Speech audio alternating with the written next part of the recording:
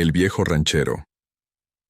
Pensó que solo había comprado basura, hasta que su perro encontró lo que había dentro. El sol comenzaba a ocultarse detrás de los cerros de Guanajuato, pintando el cielo de tonos anaranjados y rojizos que se reflejaban en las ventanas de mi vieja hacienda. Desde la galera donde guardaba las herramientas, contemplaba aquel atardecer con la misma nostalgia de siempre, acariciando la cabeza de Canelo, mi fiel perro pastor mexicano que llevaba conmigo casi 10 años. Otro día que se va, Canelo, le dije mientras sus ojos color miel me miraban con esa devoción que solo un perro puede tener. Mi nombre es Guillermo Mendoza, aunque en San Miguel de Allende todos me conocen como Don Guillo. A mis 58 años, la vida me ha enseñado que las pérdidas son parte del camino. 5 años atrás, Soledad, mi esposa, me dejó solo tras 40 años juntos. El cáncer se la llevó en cuestión de meses, dejándome únicamente con estas tierras, algunos animales y los recuerdos. El rancho El Mezquite ha pertenecido a mi familia por 4 generaciones. Mi bisabuelo Emiliano lo adquirió allá por los tiempos de la Revolución. Nunca fue un rancho grande ni ostentoso, pero siempre dio para vivir con dignidad, al menos hasta ahora. Me levanté con un gruñido, sintiendo el dolor en mi rodilla izquierda, ese que aparece cada vez que va a llover. Canelo se incorporó de inmediato, listo para seguirme como siempre lo hacía. «Vamos a preparar la cena, muchacho», le dije mientras caminábamos hacia la casa principal, una construcción de adobe con tejas rojas y un pequeño portal con columnas. Dentro, encendí la luz de la cocina, una habitación sencilla pero acogedora, con una vieja estufa de leña que Soledad nunca quiso cambiar por una moderna. Decía que la comida sabía mejor con el calor del encino. Tenía razón. Desde que ella partió, la comida nunca volvió a tener el mismo sabor. Mientras calentaba los frijoles y las tortillas que me había regalado doña Carmela, mi vecina, pensaba en la reunión que tendría mañana con el banco. Las deudas se habían acumulado después de 3 años de sequía, y el ganado no daba lo suficiente. El molino de agua necesitaba reparaciones costosas, y la cerca del lado norte se había caído tras la última tormenta.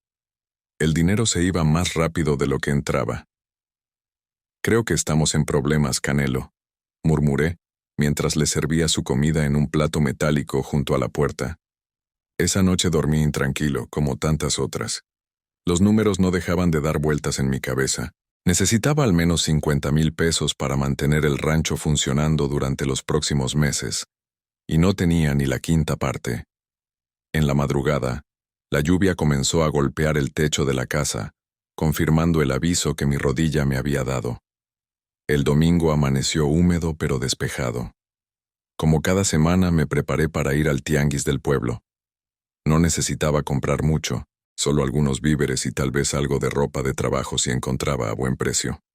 Canelo subió a la caja de la troca en cuanto abrí la puerta, entusiasmado como siempre que salíamos juntos. «Hoy no, muchacho», le dije con firmeza. «Te quedas cuidando el rancho». Sus ojos reflejaron tal decepción que casi me hizo cambiar de opinión, pero debía ser firme. El tianguis estaría lleno y no quería problemas con él suelto entre tanta gente. Bajó de la camioneta con las orejas caídas, entendiendo que esta vez no ganaría la discusión. El tianguis dominical de San Miguel era un estallido de colores, olores y sonidos. Puestos de frutas frescas, ropa, artesanías y toda clase de utensilios se extendían por varias calles. Caminé entre la multitud, saludando a conocidos con un movimiento de cabeza, comprando lo necesario con el poco dinero que llevaba. Estaba a punto de regresar a mi camioneta cuando vi a doña Esperanza, una anciana menuda que vendía antiguallas en una esquina del mercado. La conocía de vista, aunque nunca habíamos hablado mucho. Su puesto estaba casi vacío, a diferencia de otras ocasiones. Solo quedaban algunos cacharros viejos y un baúl de madera oscura, maltrecho y con herrajes oxidados. «Buenos días, don Guillo», me saludó con una sonrisa que dejaba ver la falta de varios dientes. «¿No le interesa llevarse algo hoy?» Estaba por negarme cortésmente cuando noté que tosía repetidamente, cubriéndose con un pañuelo gastado. ¿Se encuentra bien, doña Esperanza? Pregunté, acercándome a su puesto. Es esta bronquitis que no me deja en paz, respondió con un suspiro. Necesito juntar para las medicinas, pero hoy ha estado floja la venta. Observé los pocos objetos que quedaban sobre su manta. Nada me servía realmente. Mi mirada se detuvo en el baúl que parecía viejo y sin valor. ¿Cuánto pide por el baúl? Pregunté, más por ayudarla que por interés. 200 pesos, pero para usted, 150, dijo animándose un poco. Sabía que era demasiado para algo que probablemente usaría como leña en el invierno, pero los ojos de la anciana reflejaban necesidad genuina. Se lo compro, dije, sacando el dinero de mi bolsillo. Pero déjeme ayudarla a llevarlo a mi camioneta. Mientras cargábamos el pesado baúl, doña Esperanza me miró con una expresión extraña, casi misteriosa. Lléveselo, don Guillo, que aunque parece pura basura, a veces lo que no sirve para uno, sirve para otro, murmuró con una media sonrisa. No presté mucha atención a sus palabras. Las personas mayores solían hablar así, con frases enigmáticas que sonaban a sabiduría antigua. Le agradecí y me despedí, pensando en que al menos había hecho una buena acción por el día. Cuando regresé al rancho, Canelo me recibió con ladridos entusiastas, como si hubiera estado ausente por días en lugar de horas. Dejé el baúl en la galera, junto a herramientas y otros trastos viejos, sin darle mayor importancia. Es solo un viejo baúl, muchacho, dije mientras Canelo lo olfateaba con evidente curiosidad. Quizás lo use para guardar herramientas, o lo deshaga para la chimenea cuando llegue el frío. Los siguientes días transcurrieron con la rutina habitual. Me levantaba al amanecer, ordeñaba las pocas vacas que quedaban, revisaba los becerros, arreglaba cercas y atendía los 1000 pendientes que nunca terminan en un rancho. La reunión con el banco no había ido bien. Me dieron 2 meses para ponerme al corriente con los pagos o iniciarían el proceso para embargar la propiedad. Fue al tercer día cuando noté algo extraño en Canelo. Normalmente me seguía a todas partes durante el día, pero ahora pasaba horas frente a la puerta de la galera, como si montara guardia. Por la noche, cuando intentaba llevarlo a la casa para dormir, se resistía, prefiriendo quedarse junto al cobertizo. ¿Qué te pasa, muchacho?, le pregunté mientras le servía su comida, que apenas probó. ¿Viste algún tejón o mapache por ahí? Al cuarto día, su comportamiento se volvió aún más extraño. Comenzó a ladrar frente a la puerta de la galera, rascando insistentemente hasta dejar marcas en la madera. Cuando finalmente abrí, corrió directo hacia el baúl y empezó a rascar alrededor, ladrando de una manera que nunca había escuchado, aguda, ansiosa, casi desesperada. Ya, Canelo, es solo un baúl viejo, le dije, tratando de calmarlo. Pero su obsesión continuó. Esa noche se negó completamente a entrar a la casa, quedándose afuera, aullando ocasionalmente de una forma que me ponía los pelos de punta. Al quinto día, mi preocupación se había convertido en franca intriga. Canelo apenas comía, no dormía, y su fijación con el baúl solo aumentaba. Decidí examinarlo más detenidamente, si solo para tranquilizar a mi perro. Está bien. Vamos a ver qué tiene de especial este trasto, dije acercándome al baúl mientras Canelo movía la cola expectante. Era más pesado de lo que recordaba. La madera, aunque maltratada, parecía ser de nogal, con ornamentos tallados a mano que el tiempo había desgastado. Los herrajes, aunque oxidados, mostraban un trabajo artesanal que no se veía en los muebles modernos. Abrí la tapa, esperando encontrar telarañas o tal vez algún nido de ratón. Dentro solo había trapos viejos y amarillentos que parecían haber sido ropa en algún momento. Los saqué uno por uno, pero no había nada especial. Canelo seguía ladrando, más ansioso aún. No hay nada, muchacho, dije, pero él seguía insistiendo, metiendo el hocico dentro del baúl y rascando el fondo con sus patas. Fue entonces cuando lo noté. El interior parecía menos profundo que lo que el tamaño exterior del baúl sugería. Pasé la mano por el fondo, golpeándolo ligeramente.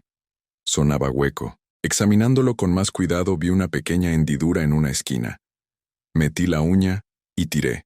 Para mi sorpresa, el fondo del baúl se levantó, revelando un compartimento secreto.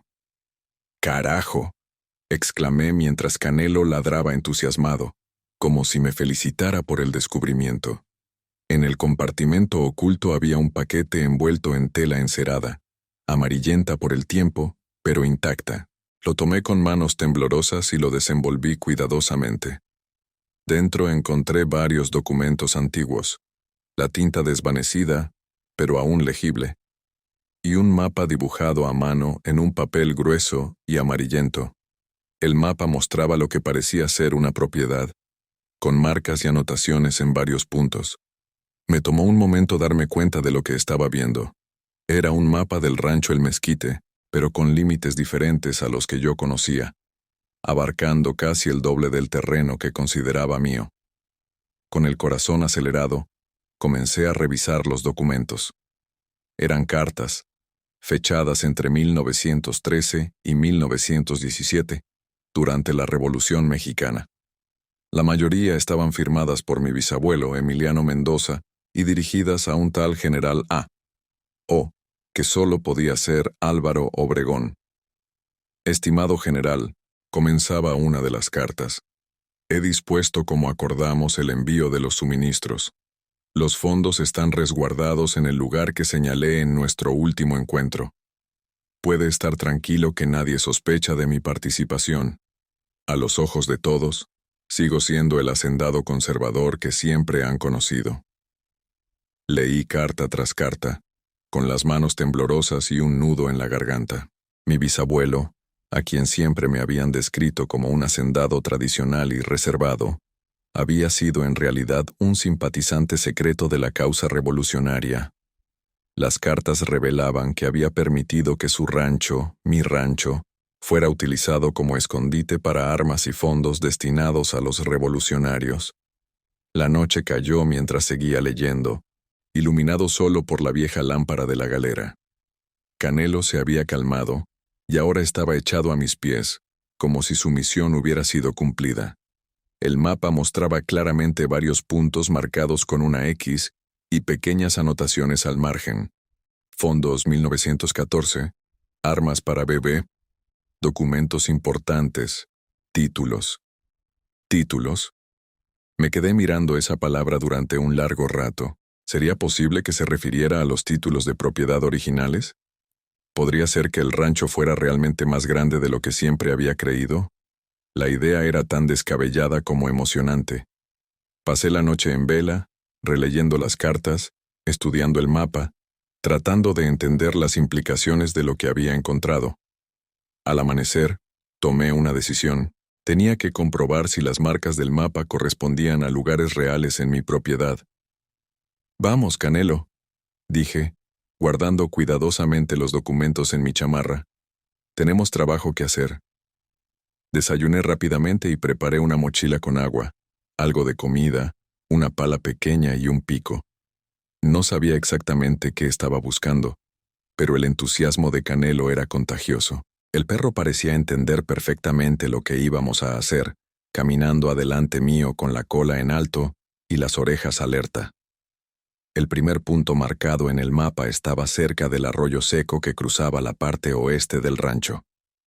Era un lugar apartado, rodeado de mezquites viejos y nopales. Según mis cálculos, debía estar cerca de una piedra grande con forma peculiar que siempre había servido como referencia. «Aquí debe ser», murmuré, comparando el mapa con el terreno. Apenas pronuncié esas palabras, Canelo comenzó a ladrar y a escarbar frenéticamente cerca de la base de uno de los mezquites más viejos. Lo observé durante unos momentos, sorprendido por su precisión, antes de unirme a él con la pala. Cavamos durante casi una hora. El suelo era duro, lleno de raíces y piedras. Cuando estaba a punto de rendirme, la pala golpeó algo metálico. Con renovado vigor, quité más tierra hasta revelar una pequeña caja de metal, del tipo que se usa para guardar municiones pero más antigua. Con manos temblorosas la saqué del hoyo y limpié la tierra que la cubría. Estaba cerrada con un sencillo mecanismo de pasador que cedió fácilmente. Al abrirla, me quedé sin aliento. Dentro había un pequeño saco de cuero y un sobre sellado con cera roja. El saco contenía monedas de oro, águilas y centenarios de la época porfiriana, al menos 20 piezas que brillaban como si hubieran sido acuñadas ayer. El sobre contenía un documento escrito a mano, con la firma de mi bisabuelo al final. Para quien encuentre esto, sea de mi sangre o no, estos fondos fueron confiados a mi cuidado por la causa revolucionaria. Si la revolución ha triunfado, deben ser entregados a las autoridades legítimas del Nuevo México. Si ha fracasado, úsalos para proteger estas tierras y a quienes las trabajan con honestidad. Emiliano Mendoza, 1915. Me senté en el suelo, abrumado por el descubrimiento y sus implicaciones. Canelo se acercó y apoyó su cabeza en mi pierna, como entendiendo la magnitud del momento. ¿Sabes lo que significa esto, muchacho?, le dije, acariciándole las orejas. Mi bisabuelo era un revolucionario secreto. Todo este tiempo pensé que era solo un hacendado conservador, pero estaba ayudando a cambiar el país mientras mantenía las apariencias. Las monedas por sí solas valían una pequeña fortuna, suficiente para salvar el rancho de la situación inmediata.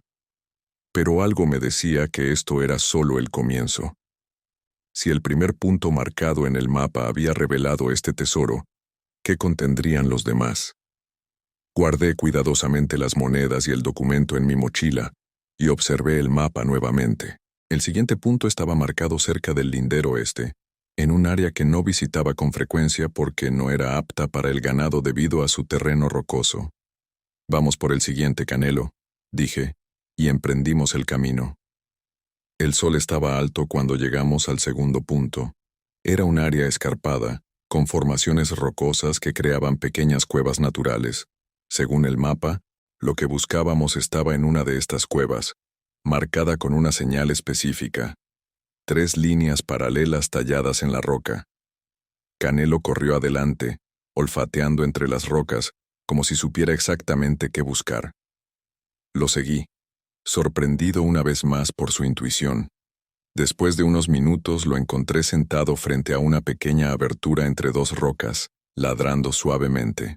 Me agaché para examinar la roca y, efectivamente, ahí estaban las 3 líneas talladas, casi invisibles bajo décadas de líquenes y erosión. La abertura era apenas lo suficientemente grande para que metiera el brazo. Con cuidado, introduje la mano y palpé hasta encontrar algo. Una caja metálica similar a la anterior, pero más grande. La saqué con dificultad y la abrí. Dentro había más sobres, estos conteniendo documentos oficiales.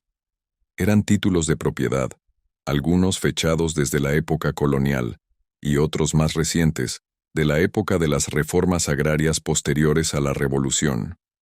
Los examiné uno por uno, tratando de entender su significado. La revelación me golpeó como un rayo.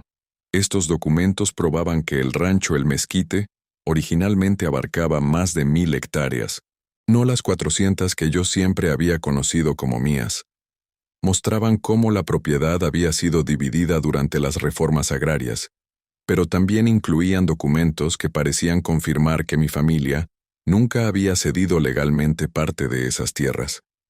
Entre los papeles había una carta, esta vez dirigida específicamente a los descendientes de Emiliano Mendoza. A mis hijos, nietos y los que vengan después. He ocultado estos títulos para proteger lo que es legítimamente nuestro.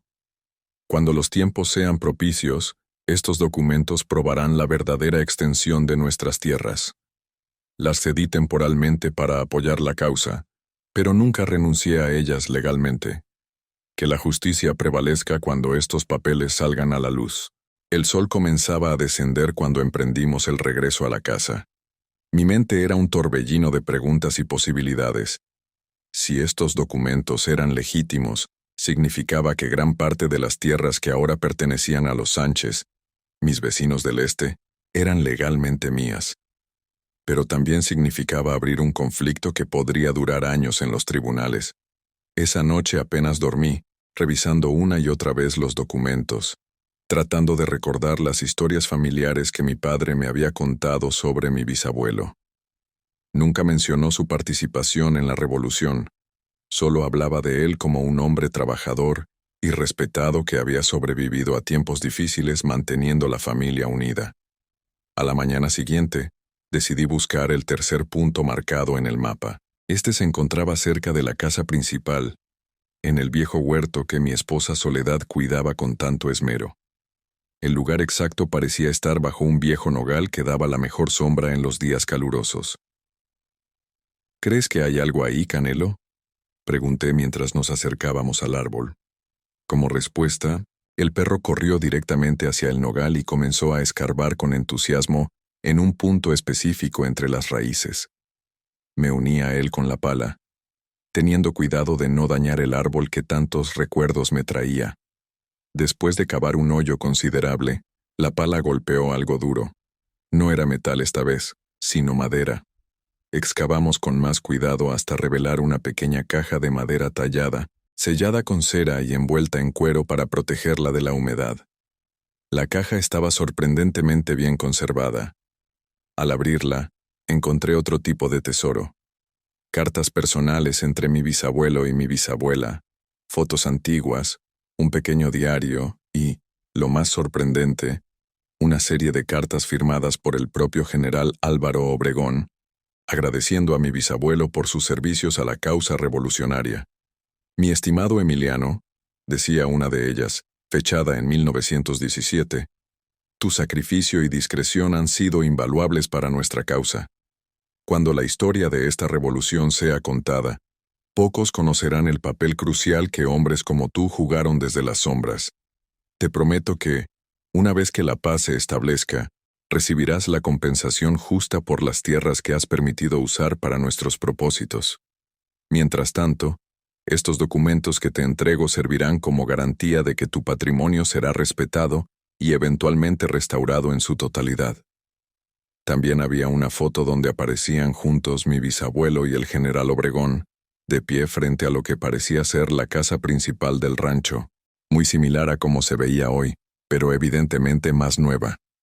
El reverso de la foto tenía escrito, Álvaro y Emiliano, planificando el futuro de México, 1916. El diario resultó ser el registro personal de mi bisabuelo durante los años de la Revolución. En sus páginas describía cómo había llegado a simpatizar con la causa revolucionaria, a pesar de ser un hacendado, cómo había permitido que los revolucionarios usaran su propiedad como punto de reunión y almacén, y cómo había invertido gran parte de su fortuna personal en apoyar el movimiento. Una entrada en particular me llamó la atención. Hoy he recibido la visita de Esperanza, la hija de Roberto. Es una niña encantadora de apenas 10 años, pero con una inteligencia extraordinaria. Roberto me ha confiado su cuidado si algo le sucede en el frente. Le he prometido que siempre tendrá un lugar en el mezquite, aunque nadie más sepa de este acuerdo. ¿Esperanza? ¿Podría ser la misma doña Esperanza que me había vendido el baúl? La coincidencia era demasiado grande para ignorarla. Si mis cálculos eran correctos, la niña mencionada en el diario tendría ahora más de 100 años, pero doña Esperanza no parecía tan mayor. Quizás era una familiar con el mismo nombre, una hija o nieta. Los días siguientes estuvieron dedicados a explorar los demás puntos marcados en el mapa. Cada uno reveló nuevos tesoros, más monedas de oro, documentos históricos, cartas entre revolucionarios que habían pasado por el mezquite, incluso algunas armas antiguas perfectamente conservadas que databan de la época. El último punto marcado en el mapa estaba en lo que ahora era propiedad de los Sánchez, más allá de mis límites actuales. Sabía que no podía simplemente entrar y empezar a cavar. Así que decidí que era hora de buscar asesoría legal. En San Miguel había un abogado joven pero respetado, Héctor Vázquez, que se especializaba en derechos agrarios. Concerté una cita con él, llevando conmigo los documentos más importantes que había encontrado. Don Guillermo, lo que me está mostrando es extraordinario, dijo Héctor después de examinar los papeles durante más de 1 hora. Si estos documentos son auténticos, y no tengo razón para dudar de que lo sean, usted podría reclamar legítimamente las tierras que menciona. ¿Y cómo probamos su autenticidad?, pregunté, consciente de que papeles tan antiguos podrían ser cuestionados. Necesitaríamos un peritaje histórico y grafológico, además de verificar los registros oficiales, explicó. Pero hay algo más interesante aquí. Estos documentos firmados por Obregón tienen un valor histórico incalculable. Los historiadores siempre han especulado sobre la red de apoyo que tenían los revolucionarios entre los hacendados moderados, pero hay muy poca evidencia documental. Esto podría reescribir parte de la historia de la revolución en esta región. Salí del despacho de Héctor con una mezcla de emociones. Por un lado, la posibilidad de recuperar las tierras familiares era emocionante. Por otro, sentía una responsabilidad enorme por los documentos históricos que había encontrado. No me pertenecían solo a mí, sino a la historia de México. Al volver al rancho, encontré una sorpresa esperándome. Una camioneta nueva estaba estacionada frente a mi casa, y Canelo ladraba alegremente, como si reconociera al visitante. Al acercarme, vi a un hombre de mediana edad, vestido con ropa casual pero elegante, que acariciaba a mi perro como si fueran viejos amigos. ¿Puedo ayudarlo?, pregunté con cierta cautela.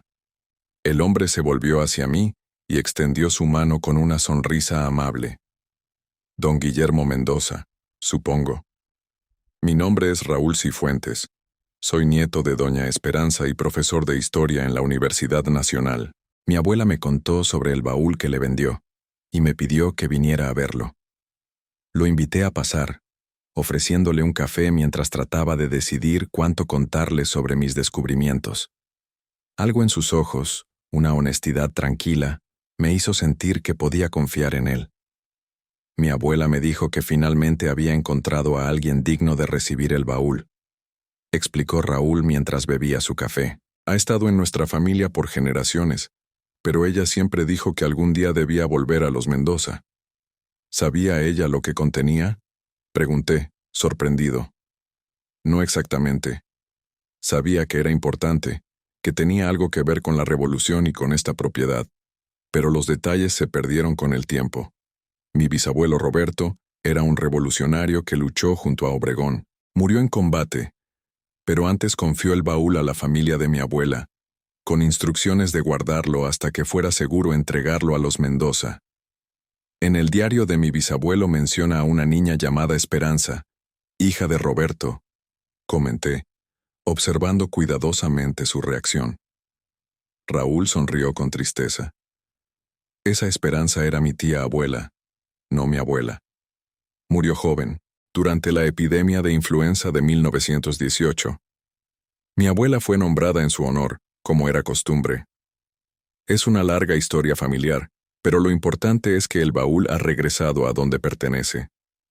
Le conté entonces sobre mis descubrimientos, mostrándole algunos de los documentos y el mapa.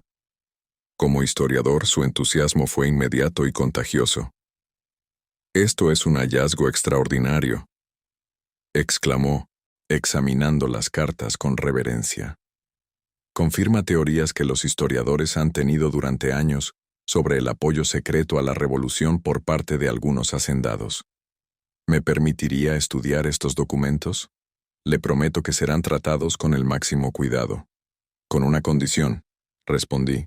Quiero entender completamente qué significan para mi familia y para esta tierra antes de que se conviertan en objeto de estudio público. Raúl asintió, comprensivo. Por supuesto. De hecho, podría ayudarlo con eso. Tengo acceso a archivos que podrían complementar lo que ha encontrado y darle un contexto más completo.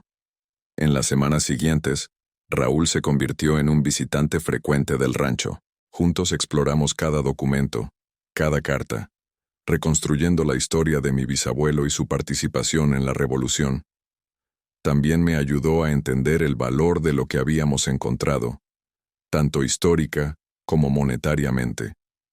Las monedas de oro por sí solas valían más que suficiente para salvar el rancho de la deuda inmediata. Los documentos históricos, si decidía donarlos a un museo o archivo, podrían garantizar una compensación significativa. Y los títulos de propiedad, una vez verificados, podrían duplicar el tamaño de mi rancho. Hay algo más que debería saber, don Guillermo, me dijo Raúl una tarde mientras revisábamos un mapa catastral moderno, comparándolo con los límites originales del rancho. Los Sánchez están vendiendo parte de su propiedad, precisamente la porción que según estos documentos originalmente pertenecía a su familia. ¿Vendiendo? ¿A quién? Pregunté sorprendido. A una empresa turística que quiere construir un complejo de lujo. Han ofrecido una fortuna, pero el trato no se ha cerrado aún. Si usted puede probar su reclamo sobre esas tierras antes de que se formalice la venta. No necesitó terminar la frase. Entendí perfectamente las implicaciones. Con la ayuda de Héctor, mi abogado, iniciamos el proceso legal para verificar la autenticidad de los documentos y presentar un reclamo formal sobre las tierras en disputa. El proceso fue más rápido de lo esperado. La autenticidad de los documentos fue confirmada por expertos, y el Registro Agrario Nacional tenía registros que coincidían con los títulos originales que habíamos encontrado. La clave estaba en las cartas de Obregón, que probaban que mi bisabuelo nunca había renunciado legalmente a esas tierras, sino que las había prestado temporalmente para la causa revolucionaria, con la promesa de que serían devueltas. Mientras el caso legal avanzaba, la noticia de nuestros descubrimientos se extendió rápidamente en San Miguel y más allá. Periodistas, historiadores y curiosos comenzaron a aparecer en el rancho, todos queriendo conocer la historia del hacendado revolucionario secreto y el tesoro escondido durante más de un siglo. La situación con los Sánchez fue sorprendentemente amistosa. Don Javier, el patriarca de la familia, era un hombre razonable que valoraba la historia y la justicia por encima del dinero. Cuando le presentamos las evidencias, reconoció la legitimidad de mi reclamo. Estas tierras siempre nos parecieron prestadas, no nuestras, me confesó durante una reunión en su casa. Mi padre solía decir que algún día los Mendoza vendrían a reclamarlas. Parece que tenía razón. Llegamos a un acuerdo. Los Sánchez conservarían parte de las tierras que habían trabajado durante generaciones, y yo recuperaría la porción más cercana a mi propiedad actual, incluyendo el área donde se encontraba el último punto marcado en el mapa. La empresa turística, al enterarse de la disputa legal y el valor histórico de la propiedad, decidió retirarse. Con Raúl y don Javier como testigos, Canelo y yo fuimos a explorar el último punto marcado en el mapa, ahora nuevamente en tierras que me pertenecían legalmente. Estaba en una pequeña loma, desde donde se podía ver casi toda la extensión del rancho original. Como siempre, Canelo parecía saber exactamente dónde buscar. Comenzó a escarbar en un punto específico de la loma, y pronto encontramos otra caja metálica, más grande que las anteriores. Dentro había un tesoro diferente.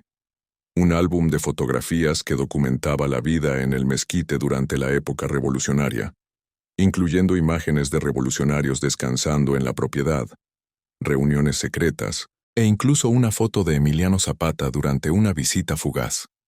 También había una carta final de mi bisabuelo, dirigida a quien encontrara este último tesoro. Si estás leyendo esto, significa que has descubierto los demás escondites y has recuperado lo que legítimamente pertenece a nuestra familia. No oculté estos tesoros por codicia o miedo, sino para proteger un legado y una verdad que quizás en mi tiempo no podían ser revelados. El verdadero valor no está en el oro ni en las tierras, sino en la historia de compromiso con una causa justa y en el honor de cumplir con lo prometido.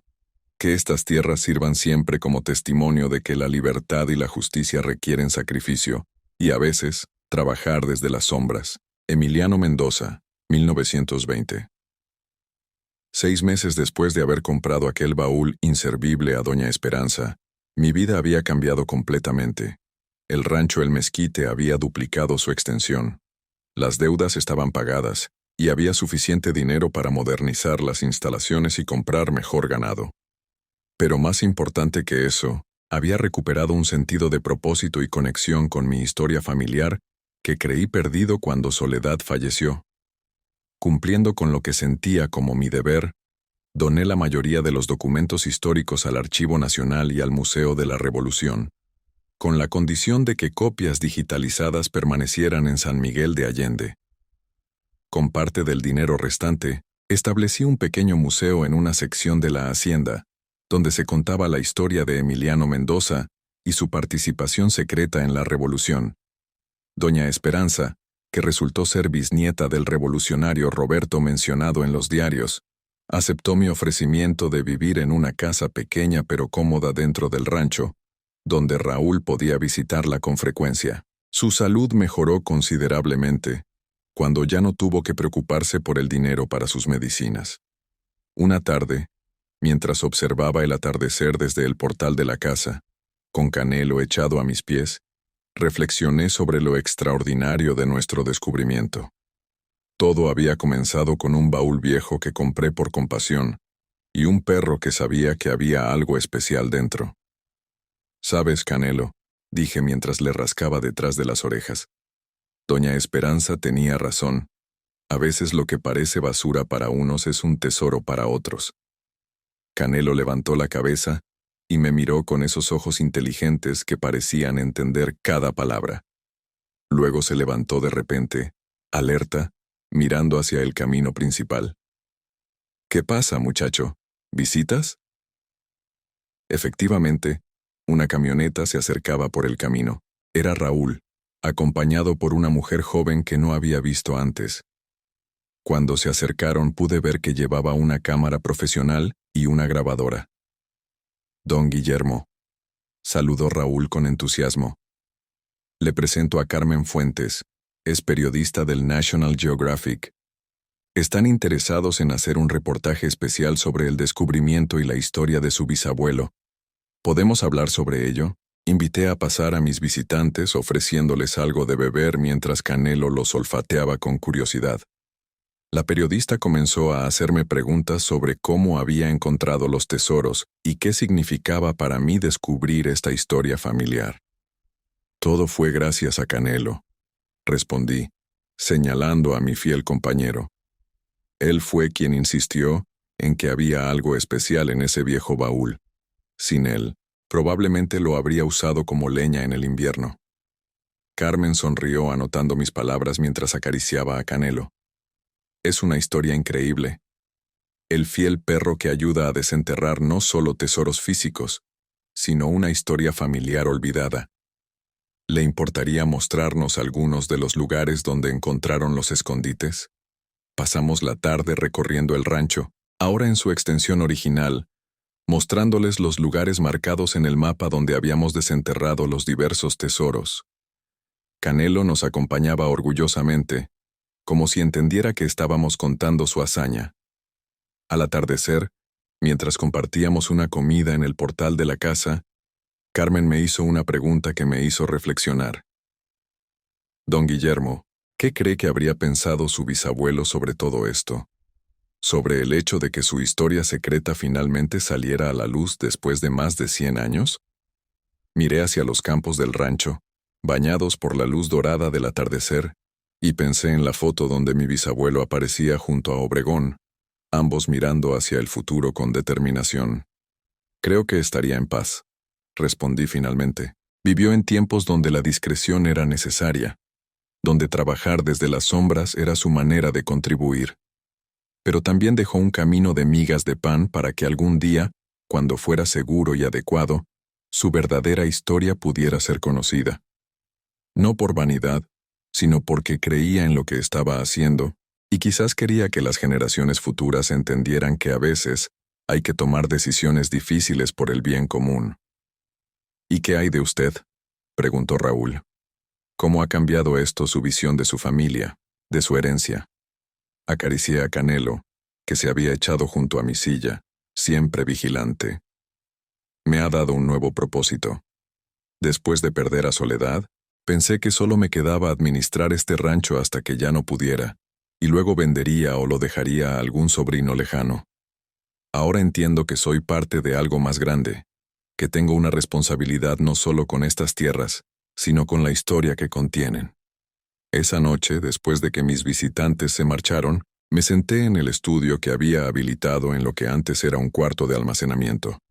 Las paredes estaban ahora decoradas con copias enmarcadas de las fotos antiguas que habíamos encontrado, y en un estante especial guardaba el diario original de mi bisabuelo, una de las pocas piezas que había decidido conservar en lugar de donar. Canelo dormitaba a mis pies mientras yo hojeaba nuevamente el diario, releyendo pasajes que ya conocía casi de memoria, pero que seguían emocionándome. En la última página, mi bisabuelo había escrito unas palabras que ahora tenían un significado especial para mí. El verdadero legado de un hombre no está en las hectáreas que posee, ni en el oro que acumula, sino en la integridad con la que vive su vida y las causas a las que dedica su esfuerzo. Espero que mis descendientes, cuando encuentren estas palabras, entiendan que cada generación tiene su propia revolución que apoyar, su propia manera de contribuir a un mundo más justo. Que estas tierras, este rancho, sean siempre un refugio para los valores que hoy defendemos, aun cuando cambian los tiempos y las circunstancias. Cerré el diario y miré a Canelo, que levantó la cabeza como sintiendo mi mirada. «Lo entiendo, bisabuelo», murmuré. «Lo entiendo perfectamente». Y así, lo que comenzó como la compra de un viejo baúl aparentemente inservible, se convirtió en el descubrimiento que cambió mi vida, que salvó el rancho de mi familia y que devolvió un pedazo de historia a México. Todo gracias a un viejo baúl, unos documentos olvidados y, sobre todo, a un perro leal que sabía que dentro de aquella basura se escondía un tesoro incalculable. Porque a veces, los mayores tesoros no son los que brillan a simple vista, sino los que permanecen ocultos, esperando a que alguien o algo nos muestre dónde mirar